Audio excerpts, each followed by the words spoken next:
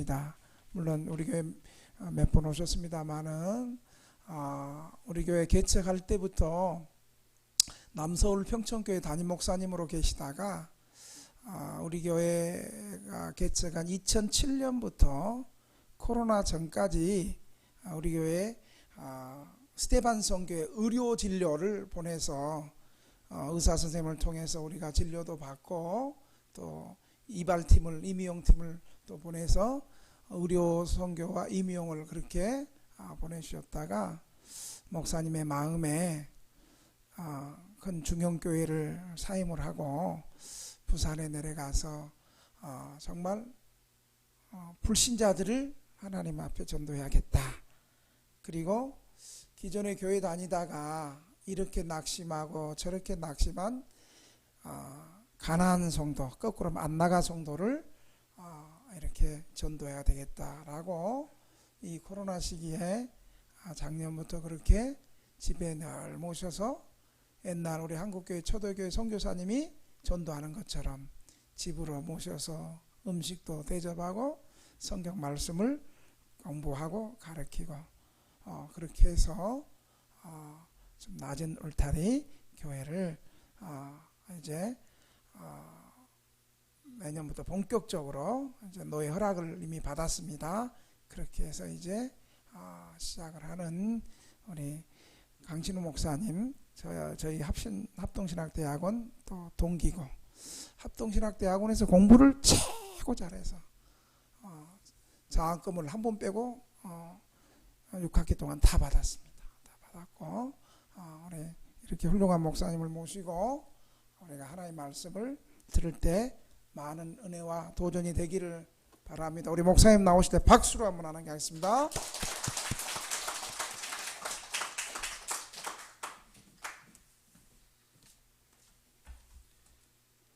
등대교회 성도 여러분 반갑습니다. 네, 오랜만에 또 여기서 제가 어제 부산에서 올라왔습니다. 네, 오늘 오전 오후 이렇게 설교하게 돼서 참 감사하게 생각하고요. 근데 또 이게 시국이 시국인지라 이제 올라와서 등대교회 성도들 만나 뵙는데 혹시라도 이제 누가 되면 안 되니까 그래서 올라오기 전에 보건소에 가서 이제 코로나 검사를 했습니다. 어떻게 나왔을까요? 네, 음성 나왔습니다. 그래서 음성 나와서 이렇게 여러분들 안심하고 만날 수 있습니다. 그래서 마스크 벗겠습니다. 우리 김양호 목사님 소개해 주신 것처럼 저는 남서울 평천교에 있다가 지금 부산에 내려가서 왜 부산에 내려갔냐면 부산이 이 복음화율, 기독교인 비율이 제일 떨어집니다. 한 6% 정도 됩니다. 그러니까 인구는 부산 그 근처까지 합치면 400만이 훨씬 넘는데 이제 대도시 중에서는 기독교인 비율이 한 6% 정도로 제일 낮은 곳이고 무엇보다도 이제 제가 학창 시절을 그곳에서 보냈는데 제 친한 친구들이 아직 예수님 믿는 친구가 거의 없습니다. 그래서 그것이 이제 마음에 걸려서 부산으로 내려가게 됐는데요. 부산에서 지금 낮은 울타리, 왜 낮은 울타리냐면 예수님을 안 믿는 사람들 중에는 그냥 이제 기독교를 비난하는 그런 사람도 있지만 기독교가 뭘까? 또 나이가 들면서 또 마음이 허전해지기도 하고 인생의 의미가 뭘까? 그렇게 생각하면서 종교 생활을 한번 해볼까 생각할 때 뭐 기독교도 있고 불교도 있고 천주교도 있고 이런데 기독교는 어떤가 이렇게 해서 이제 조금 들여다보고 싶어 하는데 그런 얘기를 하더라고요. 교회의 장벽이 너무 높대요. 도대체 저 교회 안에서는 저 예배당 안에서는 뭘 하나 그냥 궁금한데 잘 들여다보기는 어렵다. 그런 얘기를 하길래 그럼 잘 들여다보세요. 그러고는 울타리를 확 낮춰가지고 들랑달랑 하기도 하고 이렇게 좀 이렇게 안에 궁금하면 이렇게 좀 목 빼서 좀 보세요. 마음껏 보세요. 하는 그런 의미로 낮은 울타리라고 그렇게 이름을 붙였습니다. 참 감사하게도 우리 등대교회 성도들께서 우리 김양호 목사님과 함께 기도도 많이 해주시고 또 헌금도 해주시고 그 이야기를 듣고 참 감사해서 감사 인사도 드리고 또 여러분들 오랜만에 또 뵙고 인사도 드리고 안부도 좀 여쭙고 하는 그런 마음으로 왔습니다. 이렇게 제가 보니까 딱 1년 전에 2020년도 12월에 제가 등대교회 와서 설교를 했더라고요. 그러면서 제가 이제 내려갑니다. 이제 그렇게 하고 설교를 하고 이제 부산으로 이사를 갔는데 그러면 그 1년 동안 이제 1년 동안에 어떤 일이 있었는가 하는 것을 오전에 1부, 오후에 2부 이렇게 나눠서 오늘 설교를 하도록 하겠습니다. 그러면 1부만 들으면 속이 시원할까요? 안 할까요? 그렇죠? 예, 2부까지 들어야 이게 뭔가 좀 어떻게 돌아가고 있구나 잘 알게 되겠죠? 네, 그래서 1부의 한 절반, 또 2부의 절반 이렇게 딱 나눠가지고 그렇게 하도록 하겠습니다. 그러면 여러분들도 점심 식사 후에 2부에도 여기 계실 거죠? 네, 제가 어디에서 왔다고요? 부산에서 왔습니다. 어제 왔어요. 그리고 오늘 이제 오후 예배 설교하고는 또 기차 타고 또 부산 내려가야 됩니다. 서울에서 부산 왔다 갔다 하는데 시간이 얼마나 걸릴까요?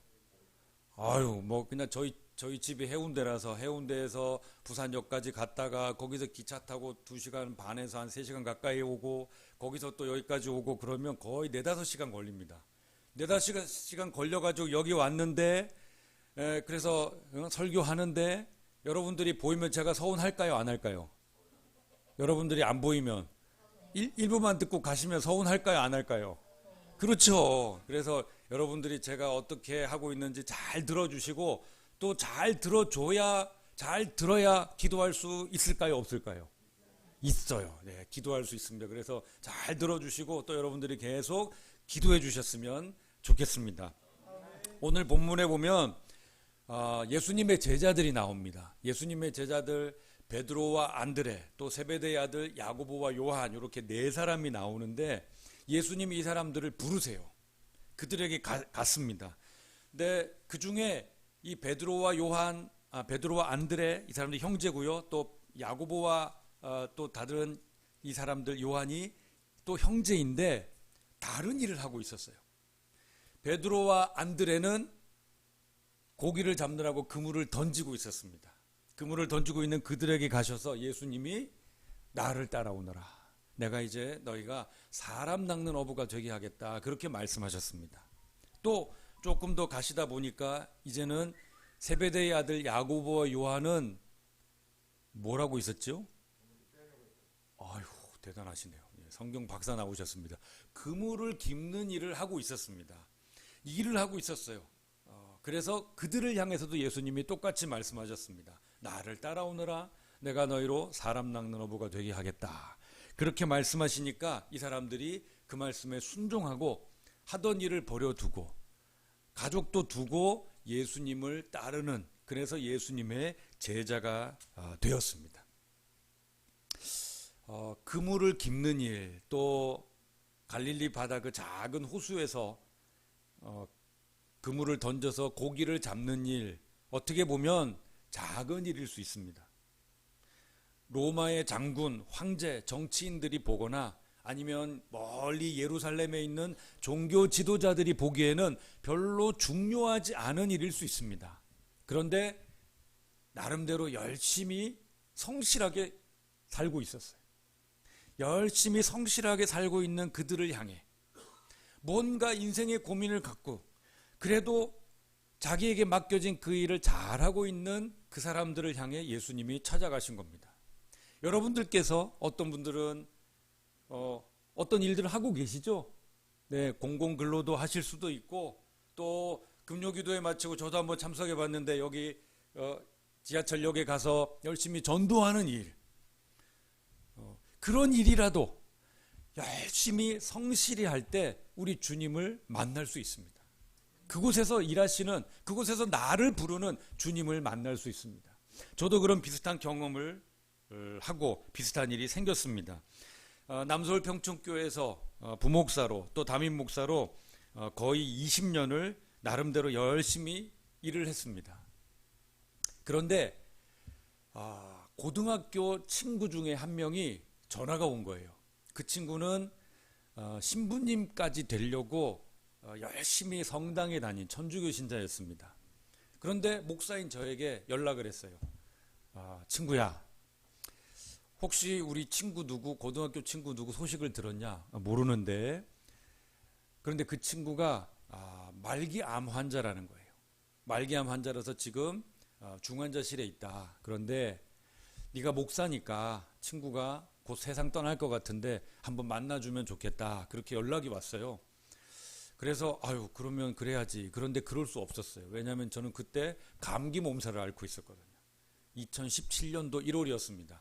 추웠어요. 예, 저는 그때 감기 몸살을 앓아서 그 친구한테 이야기했습니다. 내가 지금 감기 몸살이라서 경기도 안양인데 여기 그 서울 옆에 구리 거기에 병원에 입원해 있다고 하는데 이번 주에는 못 갈 것 같다. 내가 감기 몸살인데 어떻게 면회를 할 수 있겠냐. 내가 이거 나으면 그때 가겠다. 꼭 가겠다. 그렇게 약속을 했습니다. 그럼 그때 꼭 가주길 부탁한다.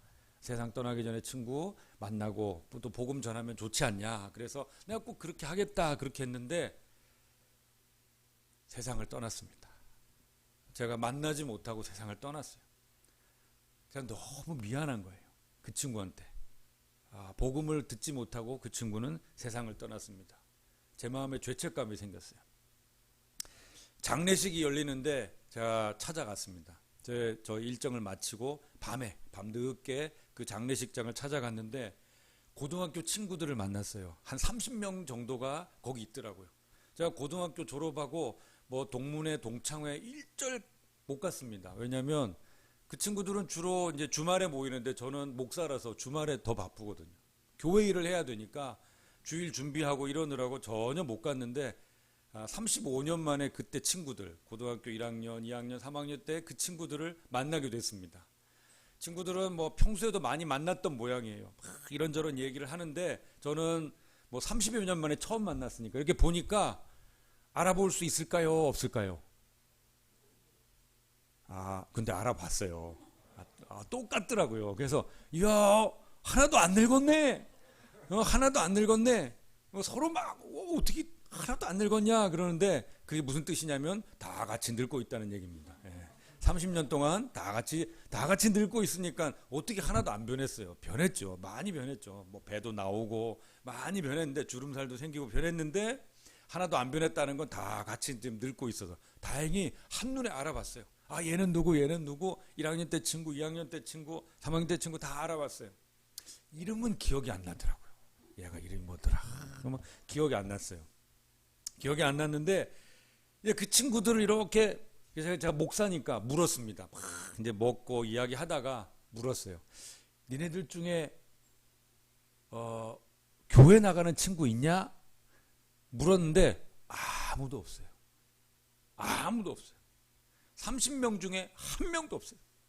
그래서 너무 이상해서 얘들아, 아니 지금 다 이게 40대 후반 이제 50이 되고 그 정도 됐으면 이제 뭐 바쁘게 이제 뭐 회사 생활 하는 것도 별로 없고 그러면은 인생에 대해서 생각하면서 좀 교회를 가보기도 하고 아니면 마누라 따라서라도 이게 좀 못 이기는 척하고 교회 한 번이라도 가볼 만한데 어떻게 교회를 한 명도 가본 사람이 없냐? 그랬더니 친구들이 이렇게 얘기하더라고요. 우리 마누라도 안 가. 네, 부부가 그냥 일심동체 다 안 가요? 다 안 가. 그러냐? 그랬는데 저는 충격을 먹었습니다. 제가 그때 빈소에서 있다가 한 1시 새벽 1시쯤 돼서 이제 운전을 해서 다시 안양까지 새벽 2시쯤 이렇게 돌아가면서 외곽순환도로 타고 이렇게 쭉 운전해서 가면서 저는 아주 깊은 혼란에 빠졌습니다. 내가 안양에서 목회하고 이렇게 하는데 내 친구들은 이게 어떻게 나중에 어디 갈까요? 죽으면? 네. 이거 큰일 났다 싶은 거예요. 그리고 이 친구들은 누가 전도할까? 이런 고민이 들었습니다. 어떡하지? 남서울 평촌교회는 예수님 잘 믿는 참 귀한 좋은 성도님들 많이 계세요. 참 충성스러운 우리 등대교회 성도들처럼 열심히 기도하고 모이고 성경 공부하고 봉사하는 그런 헌신적인 성도들이 많이 있습니다. 그런데 제 친구들은 이거 복음을 누가 전하지? 그런 고민이 그때부터 되기 시작해서 1년간 기도를 했습니다. 1년간 기도를 하고 마지막에 하나님 앞에 증거를 구했습니다. 기드온처럼 아주 기적 같은 그런 증거. 기드온이 사사기에서 보면은 하나님의 그 확신을 얻기 위해서 내가 너 사사를 세워서 나가서 이스라엘을 구하라 그렇게 했는데 제가 뭘 어떻게 하겠습니까? 증거를 보여주세요. 그렇게 구했죠. 땅은 다 졌더라도 양털은 바싹 마르게 해주세요. 한 번 더. 자, 이번에는 땅은 바싹 마르고 양털만 젖게 해주세요. 이렇게 이게 반대로 그 두 가지 증거를 구했는데 하나님이 응답을 주셨습니까? 안 주셨습니까?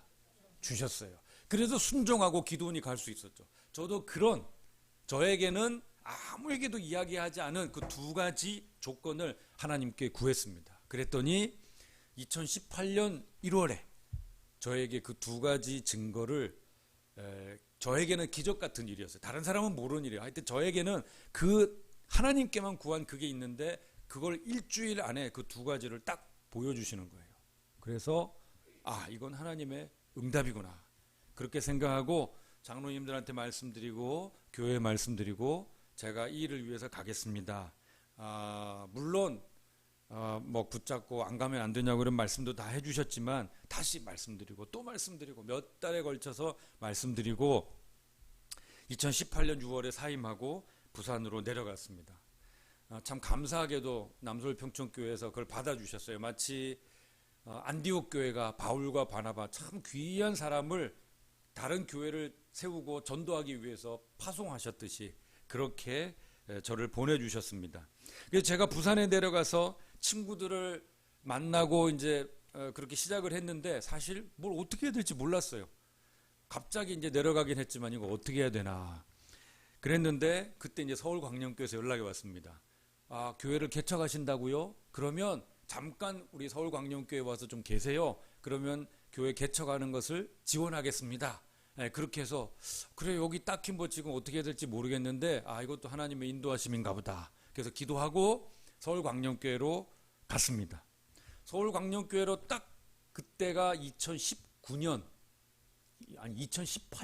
12월이었어요. 2018년 12월 초에 이제 서울광령교회로 딱 갔는데 그때 어떤 일이 있었는가? 등대교회가 리모델링을 하고 있었습니다.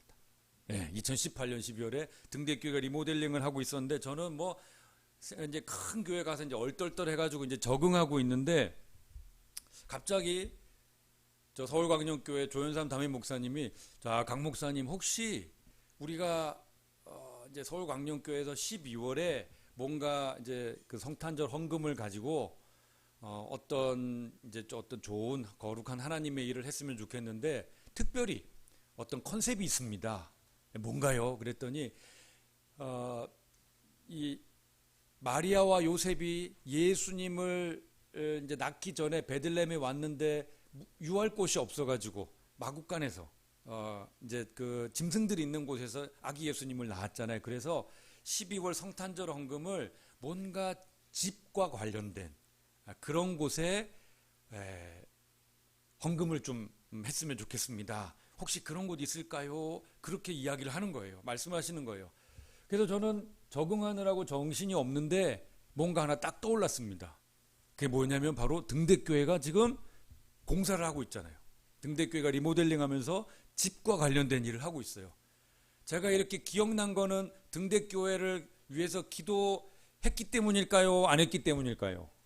했어요. 네. 제가 김양호 목사님으로부터 기도 제목 받고 이게 채워져야 될 텐데 보통 기존에 다른 교회에서도 이렇게 리모델링을 하거나 뭐 이렇게 하려면 참 이 재정도 많이 들고 그런데 이 쪽방촌 등대교회에서 리모델링을 한다고 그러니까 얼마나 참 힘들고 기도를 많이 해야 될까. 그래서 기도를 하고 있는데 그 얘기를 들으니까 이런 일이 등대교회에서 있습니다. 쪽방촌 교회에서 있습니다.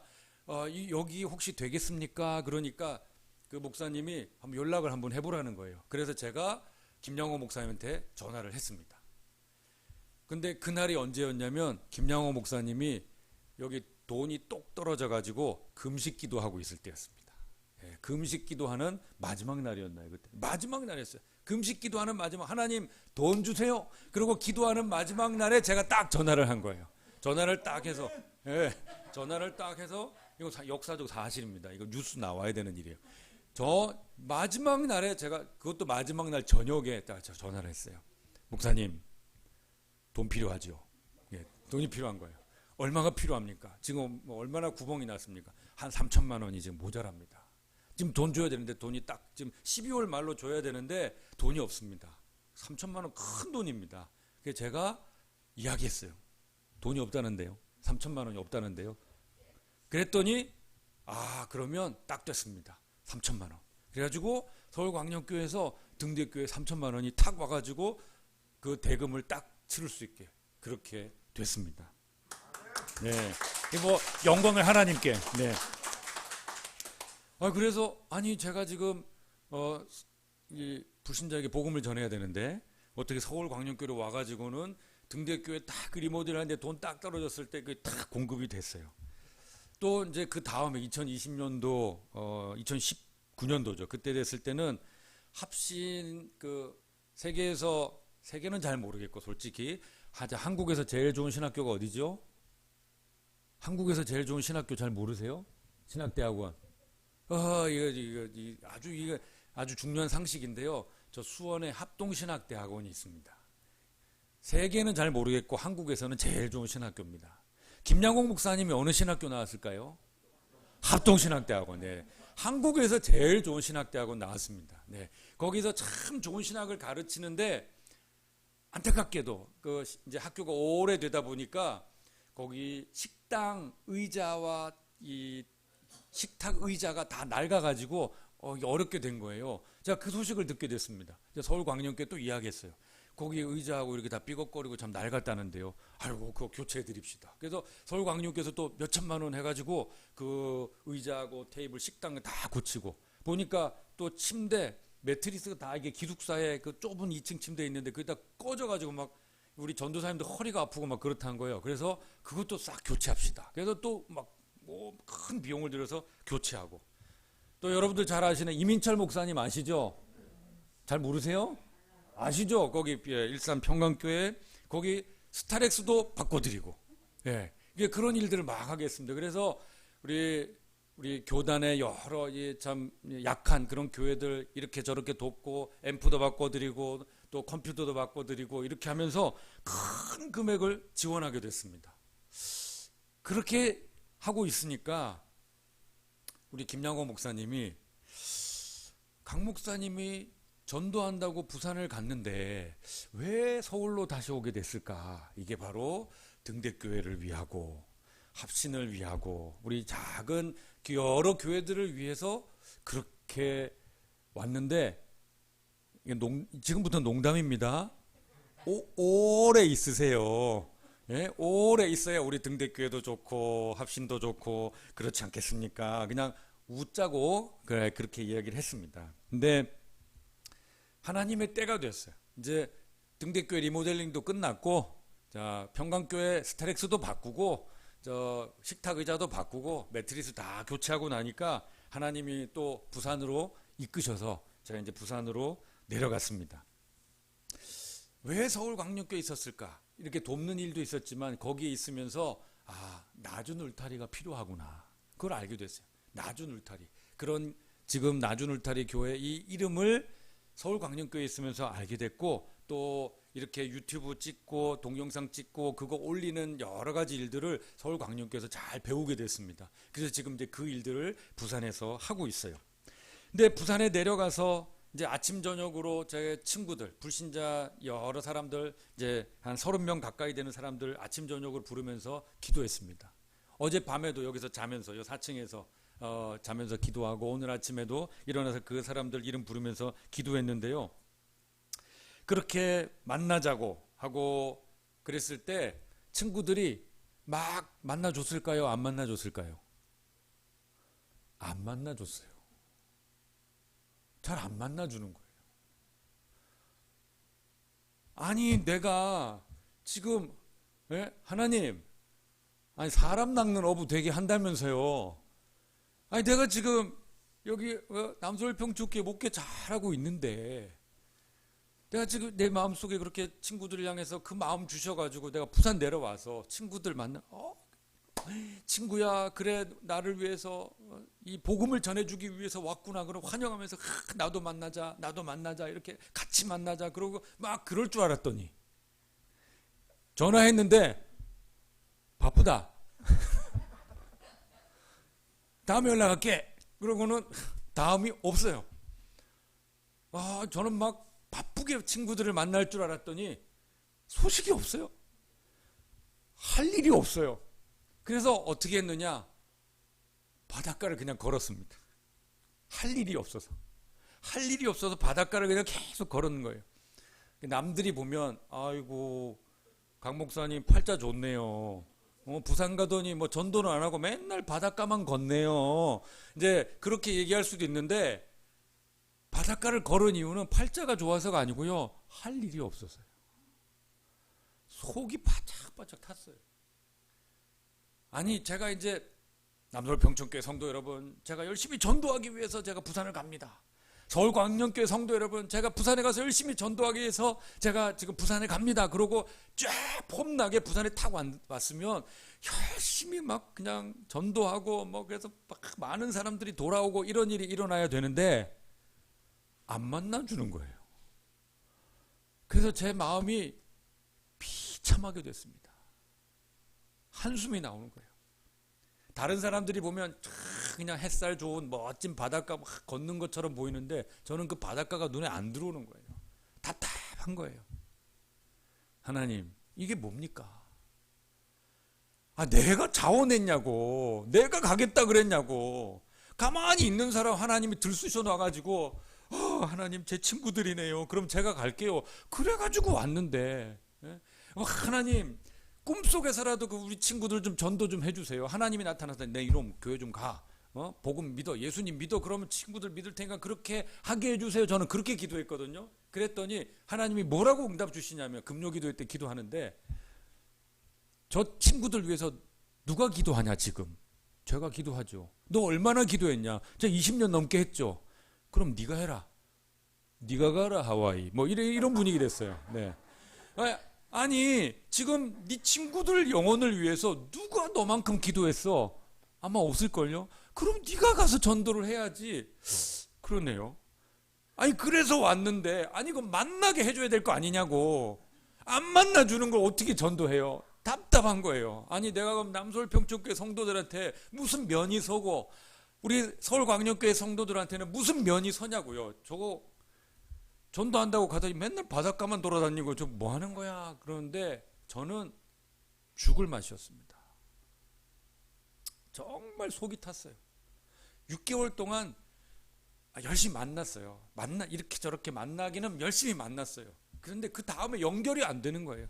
너무 답답해서 매일 2-3시간씩 우리 김영호 목사님은 틈만 나면은 기도원 가서 금식하시잖아요. 근데 저는 너무 답답해서 바닷가 가야 되는 거예요. 넓은 바다를 보고 넓은 하늘 보고 저 멀리 보면서 뭐 어떤 때는 비 오고 바람 불고 해서 사람들이 안 나오는 그때도 가서 그래야 좀 답답한 게 풀리니까. 답답한 게 풀리는데 또 한편으로 저 자신은 비참한 거예요. 저 목사 가더니 아무 일이 없네. 아니 하나님이 보내셨다고 가더니 아무 일이 없네. 아무 일이 없어요. 아무 일이 없어. 네. 모세가 40년 동안 양치기 하고 있을 때 하나님이 떨기나무 가운데서 불러가지고 너 가라. 그렇게 했는데 백성들이 아이고 우리를 해방할 지도자 오셨습니까? 환영했습니까? 안 했습니까? 안 했어요. 안 했어요. 그런 일이 벌어진 거예요. 속이 탔습니다. 이게 뭡니까? 이게 뭡니까? 그러는 가운데 6개월 그런 시간을 보냈습니다. 6개월 그냥 속이 바짝 타. 그런데 매일 기도는 했어요. 매일 아침에 기도하고 저녁에 기도하고 그냥 기도만 했습니다. 기도만 했는데 7개월 딱 되면서 7월 첫째 주일부터 제 친구 부부, 가장 친했던 친구 부부하고 성경 공부를 하게 됐습니다. 예수님을 모르는, 안 믿는 친구 부부하고 성경 공부를 하게 됐고, 또 40대 여자분들 3명하고 성경 공부를 시작하게 됐어요. 어떻게 하게 됐고 어떻게 진행됐는가, 그 자세한 얘기는 이제 오후 예배 때, 요거 이제 남겨둬요. 요거 찐한 얘기 요거 남겨두고 그렇게 하게 됐어요. 갑자기 7월부터는 이게 확 변해가지고 막 그냥 열심히 이제 성경 공부를 하게 됐어요. 얼마나 감사한지. 그래서 만약에 제가 한 3월, 4월 계절의 여왕 5월까지 하다가 안 돼가지고 뭐 안 되는가 보다 그러고 접고 돌아왔으면 이게 뭐가 됐을까요? 안 됐을까요? 안 됐죠. 네. 하나님이 보내셨으면 그 자리에 있어야 될까요? 안 될까요? 있어야 됩니다. 그냥 궁둥이가 좀 찔겨야 됩니다. 뭐가 올 때까지 궁둥이가 찔기게 딱 붙어 있어야 됩니다. 이게 찔기게 붙어 있으니까 안 돼도 그래 뭐가 있겠지. 근데 계속 안 돼요, 안 돼. 그런데 또 뭐가 있겠지. 아니 기도하게 하셨으니까 보내셨으니까 뭐가 있겠지. 버티니까 갑자기 문이 탁 열렸어요. 여러분 모든 일에는 때가 있습니다. 하나님의 일에는 때가 있어요. 그때가 언제냐면 인간 강신욱 욕심. 인간 강신욱 제 속에도 약간 욕심이 있었죠. 욕심인데 뭐냐면 이제 딱 가가지고 막 전도하니까 막 친구들이 막 이제 해가지고 막 전도 잘 돼가지고 막 이렇게 하면 이제 어이구 역시 강 목사님 대단하십니다. 뭐 이렇게 조금 이렇게 하고 싶은 욕심이 저한테 있었을까요, 없었을까요? 네, 있었어요. 참 이런 욕심이 있었습니다. 네, 돈 많이 벌고 그런 욕심은 아니었지만 제 속에도 인간적인 그런 욕심이 있었습니다. 그런데 하나님이 그 욕심을 좋게 보셨나요? 나쁘게 보셨나요? 나쁘게 보셨어요. 그 욕심을 바짝 깨뜨려가지고 진짜 자존심 진짜 쟤 뭐해? 이런 소리 듣게 만든 거예요. 자존심이 바닥이 됐을 때 그때 딱 문을 열어주셨어요. 그리고 지금 하고 있습니다. 요 자세한 얘기는 언제 한다고요? 2부에 오후에 합니다. 그래서 이제 모임이 계속 되고 있으니까 이제 모임 공간이 필요한 거예요. 이제 모여야 되겠다.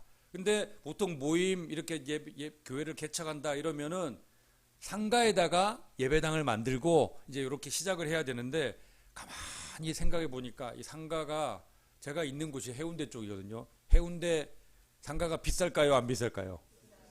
비싸요. 코로나인데도 비싸요. 거기는 비싸요. 왜냐하면 계속 관광객 들어오니까 거긴 비싸요. 그리고 상가 여러분들 리모델링해서 아시겠지만 리모델링 하려면 여기 인테리어 이렇게 하잖아요. 이게 뭐 아무것도 없는 것 같은데 이 인테리어 엄청 비쌉니다.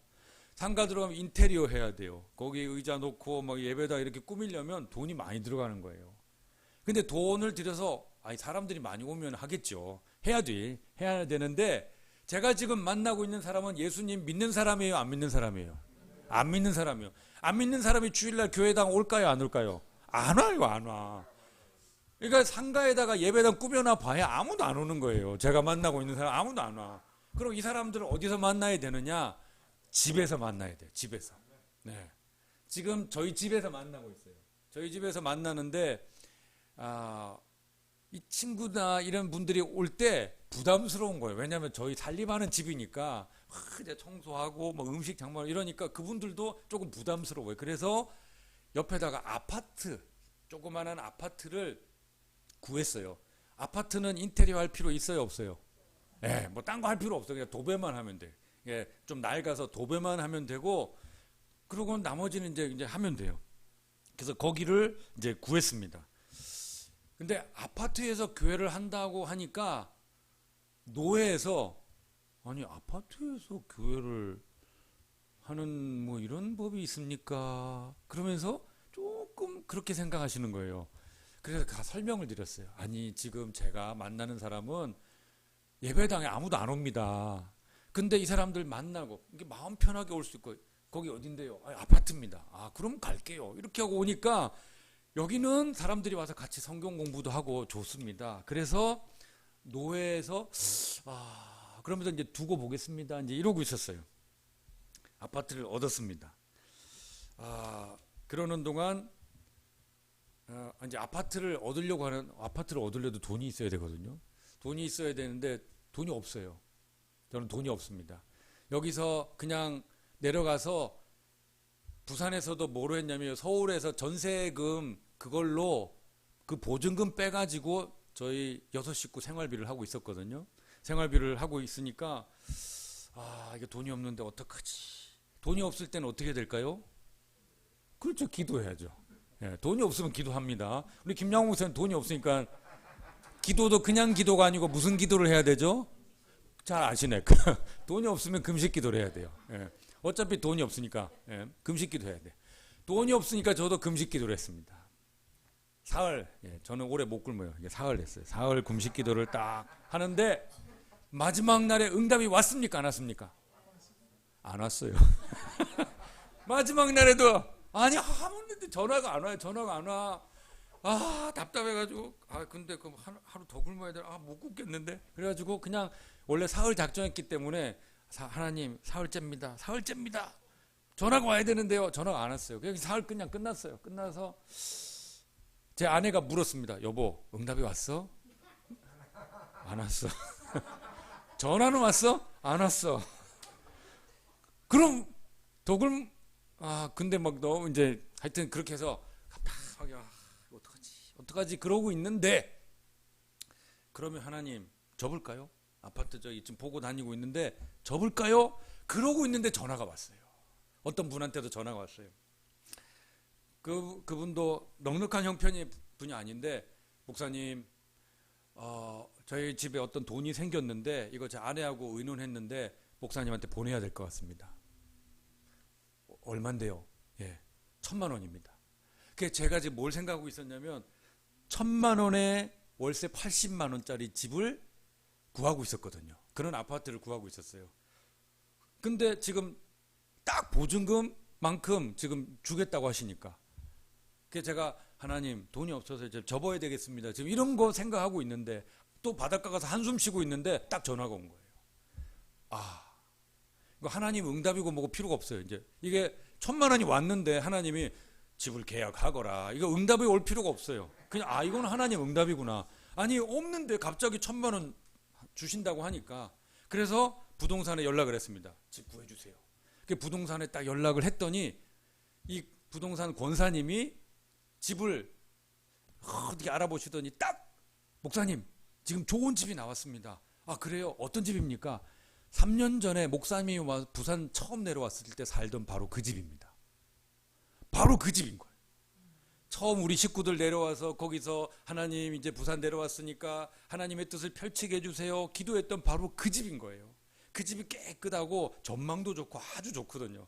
마음속에 하나님 사실 기도는 안 했어요. 기도는 안 하고 그런 집이면 좋겠다. 햇살도 잘 들고 그래야 사람들이 와서 다시 오고 싶은 마음도 생기고 아이고 전망도 좋네요. 한 번 더 와도 될까요? 뭐 이런 마음도 생길 텐데 하나님 그런 집이면 좋을 텐데 그런 마음만 먹었는데 예수님의 이름으로 기도합니다 한 적도 없는데 딱 그 집인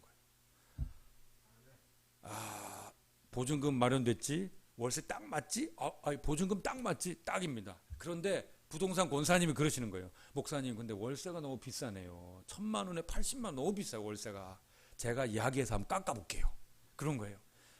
이거 깎아주시면 좋지요. 그런데 목사님 이 1,000만 원 올라가면 5만 원 내려옵니다. 그러면 2천만 원 보증금이 2천만 원 되면 75만 원 보증금 3천만 원 되면 70만 원 사실 얼마 안 깎여주는 거죠. 근데 권사님이 그런 거예요. 제가 2천만 원에 60만 원 한번 얘기해 보겠습니다. 이 권사님이 입이 커요. 그래서 그게 될까요? 그런데 한번 해보겠습니다. 안 되면 말고요. 그래가지고 주인한테 딱 얘기하는 거예요. 이분 참 좋은 분이고 전혀 틀림이 없는 분인데 주인님 이 2천만 원에 60으로 해주세요. 그랬더니 주인 이 아주머니가 뭐 그럽시다. 그렇게 한 거예요. 그러니까 이 권사님이 목사님 저 주인 마음 바뀌면 안 되니까 바로 지금 바로 지금 몇십만 원 목사님 있는 거 바로 보내야 됩니다. 그래가지고 바로 보냈어요. 바로 보냈어요. 이제 우리 격한 용어로 빼도 박도 못하게 바로 탁 보내가지고 딱 보냈어요. 그리고는 이거 늦추면 안 되니까 바로 계약합시다. 그리고 딱 하니까 그것도 주인이 또 다행히 딱 바로 근처에 온 거예요. 그래가지고 바로 오겠대요. 그래서 그 아파트를 다시 보고 괜찮네요 하고는 2시간 만에 계약까지 했어요. 2시간 만에. 이거 하나님의 인도하심입니까? 아닙니까?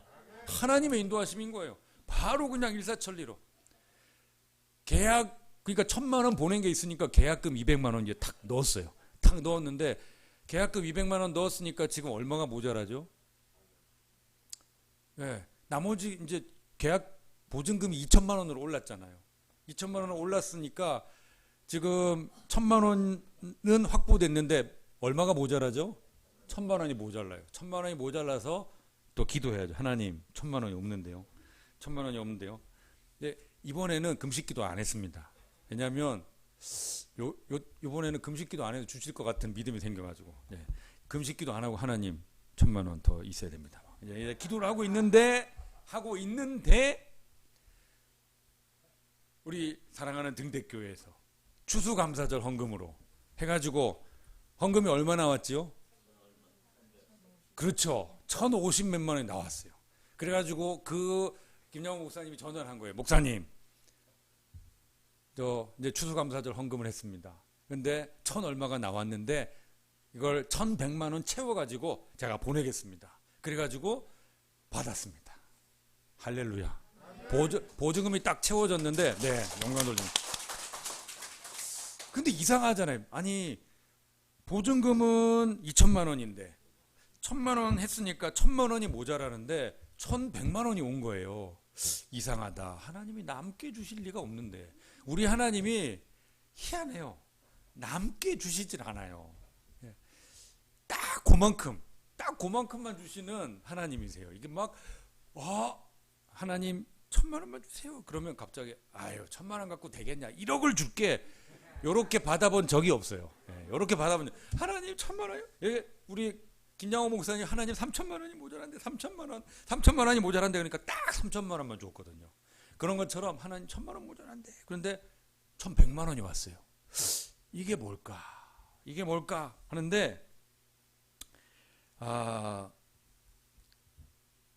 딱 방에 가서 가만히 보니까 여기 깨끗하긴 한데 그래도 여기에서 안 믿는 사람들이 와서 성경 공부를 해야 되는데 도배를 해야 되겠는 거예요. 전에 살던 사람 보니까 도배지가 좀 낡아가지고 도배를 해야 됐어요. 도배 견적을 내니까 110만 원인 거예요. 좀 허른 거 할 수 없잖아요. 그래도 거기서 이제 성경 공부하고 예수님을 영접하는 그 아름다운 곳이니까 조금 좋은 도배지로 딱 견적을 내니까 그리고 도배 전문가로 보내주세요. 초보 말고 그랬더니 좀 비싼 분이 오셨어요. 그래가지고 좀 비싼 분이 와가지고 좀 견적이 비싸게 나온 거예요. 도배비가 110만 원이 나왔어요. 그러면 10만 원 초과네. 그런데 그 도배 해주시는 인테리어 분이 그렇게 얘기하는 거예요. 그분도 크리스찬이었어요. 어떤 집사님이었는데 목사님, 이 재료비를 깎아드리겠습니다. 목사님이 여기서 전도하고 그러시는데 재료비를 깎아드리겠습니다. 인건비만 주세요. 이 사람들 이게 아주 전문, 아주 오래된 30년 넘은 베테랑들 지금 2분이 오셨으니까 남자분 2분이 오셔가지고 하는 거니까 이분들 인건비가 좀 비쌉니다. 인건비만 주세요. 그리고 부가세하고 이래가지고 얼만데요? 그러니까 부가세 포함해서 77만 원인 거예요. 돈이 좀 남았네 이제. 돈이 남을 리가 없는데. 돈이 남을 리가 없는데 돈이 남았어요. 얼마 남았지요? 77만 원 빼니까 24만 원이 남았어요. 23만 원 남았죠. 23만 원이 남았는데 그 가운데 복된 소식을 들었어요. 부동산 중개하는 그 권사님이 목사님 복비 안 받겠습니다. 제가 목사님 그 설교 영상 보면서 은혜 받고 그러는데 목사님 여기서 전도하고 그러는데 복비 안 받겠습니다. 목사님 사역이 잘 되고 많은 사람 전도하면 좋겠습니다. 저 헌금하는 셈 복비 안 받겠습니다. 그러니까 영원 이렇게 넘어갔어요. 23만 원 요거 그냥 지나갈 리가 없는데 그리고 가만히 생각해 보니까 입주 청소를 해야 되는 거예요. 청소를 보니까 이제 거기에 부산에 바람이 세가지고 태풍 온다 그러면 테이프를 쫙 청테이프 붙여놓고 해가지고 그게 얼룩덜룩하니 엉망인 거예요. 그 제가 막 칼로 어떻게 해보려니까 안 돼. 그래서 이거 경비 그 관리사무소에 물었어요. 이거 어떻게 해야 되죠?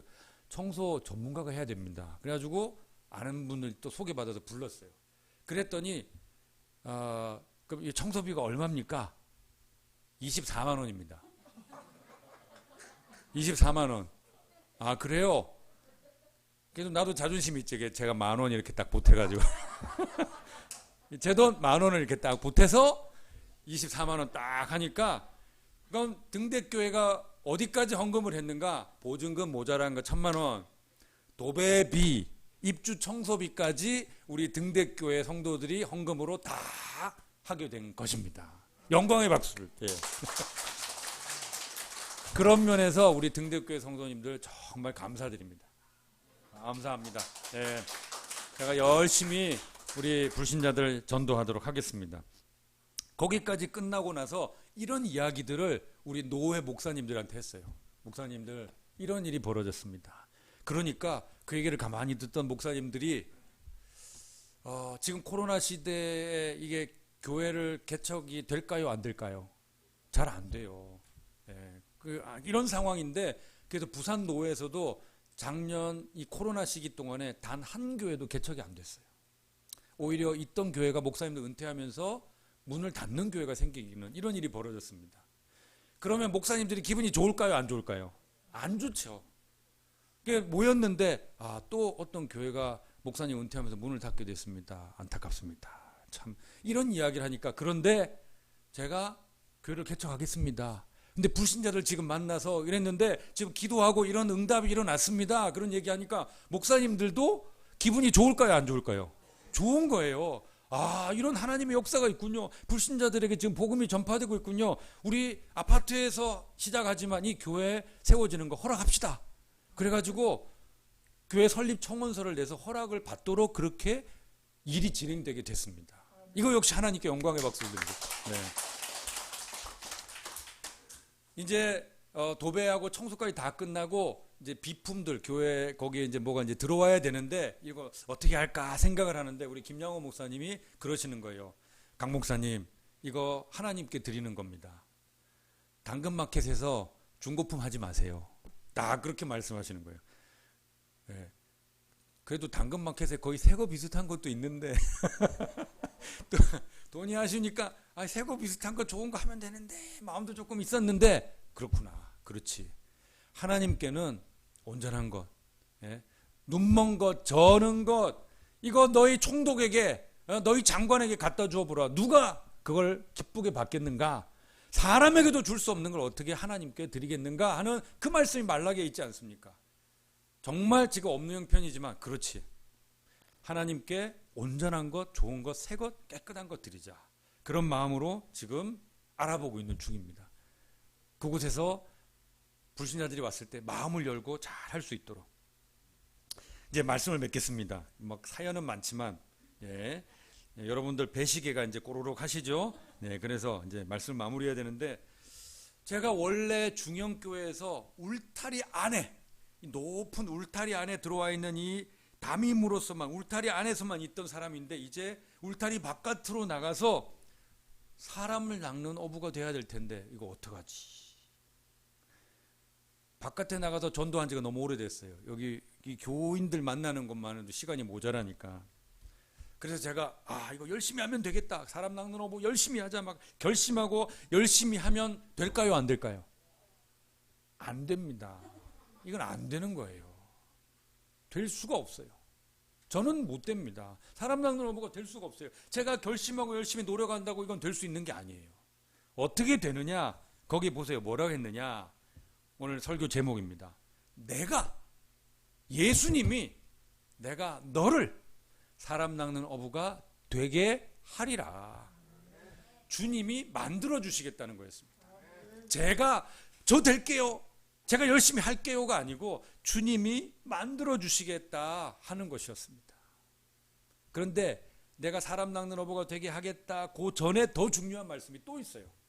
그게 뭐냐? 여기 자 내가 너희를 사람 낚는 어부가 되게 하리라. 그 말씀 전에 더 중요한 말씀 뭐가 있어요? 그럼요. 나를 따라오라가 있습니다. 나를 따라오라. 예수님 따라가는 거 쉽습니까? 안 쉽습니까? 조금 어렵습니다.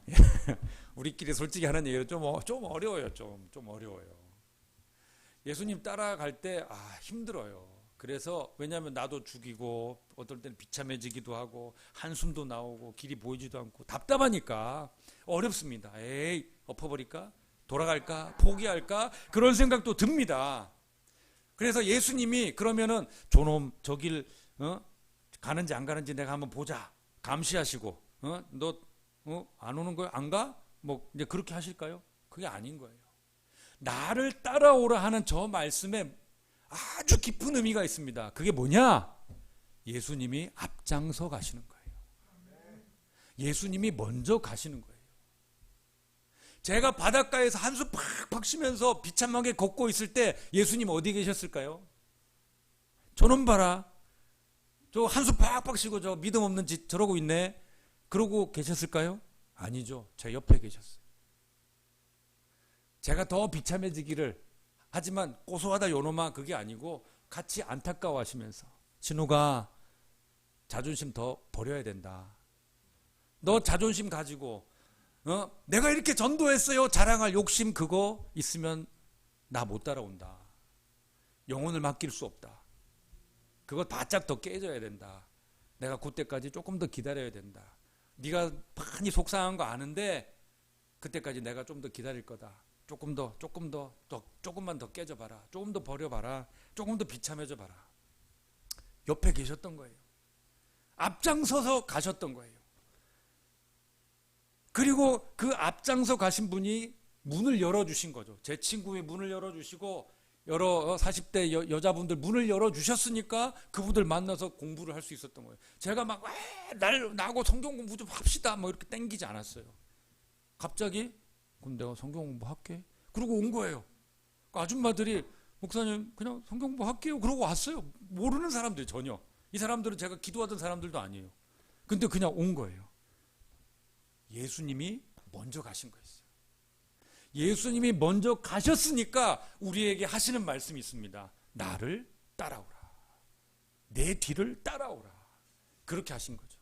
우리가 가는 길, 여러분들 길도 마찬가지입니다. 여러분 가는 길, 여러분들 지금 사는 게 어렵고 힘들고 고통스럽고 주님 나는 왜 이래요? 나하고는 함께 하시지 않는 겁니까? 동행하시지 않는 겁니까? 어디 계신 겁니까? 그런데 주님 어디 계신다고요? 여러분 앞에 계세요. 그리고 주님 말씀하시는 거죠. 내가 네 앞서 가고 있다. 그러니 나를 따라와라. 나를 따라라. 그 말씀을 따르고 그렇게 따라가면 어떤 일이 생기느냐? 주님이 내가 너를 어떤 사람으로 내가 만들어 주겠다 하시는 거죠.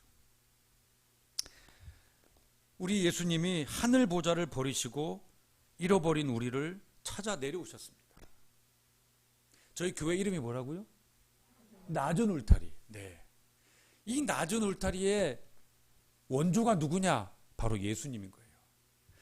그 높고 영광스러운 그 천국 보좌를 버리시고 예수님이 잃어버린 영혼 우리를 구원하시기 위해 이 땅에 직접 오셔가지고 어떻게 하셨느냐? 천국의 울타리를 낮게 만들어 주신 거예요.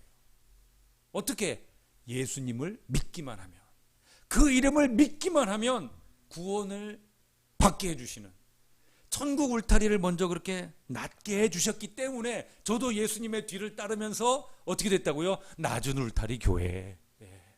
그렇게 할 수 있게 됐습니다.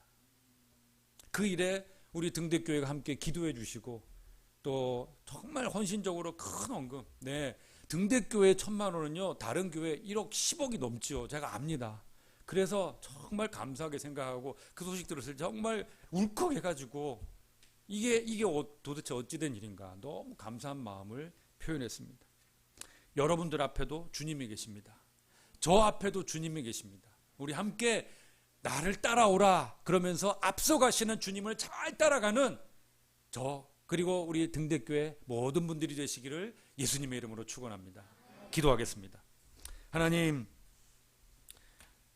예수님께서 가시는 그 길 우리 가는 거 힘듭니다. 그런데 그것은 나를 따라오라 하신 이유는 예수님이 우리 앞장서 가시고 우리와 동행하시기 때문에 그 말씀을 하신 줄로 믿습니다. 주여, 부족하지만 겸손하게 우리 예수님 뒤 잘 따라가서 예수님이 만들어주시는 사람 낚는 어부 되는 우리 모두 되게 하여 주시옵소서. 우리 등대교회와 등대교회 성도님들 어떻게 헌신하는지, 우리 주님 잘 섬기는지 우리 주님 알고 계시오니 주여, 이 교회에 복의 복을 더하여 주시고 실로 이 어두운 세상 가운데 빛을 전하는 등대되는 그 영광 나타내 주시옵소서. 예수님 존귀하신 이름으로 기도드리옵나이다. 아멘. 감사합니다.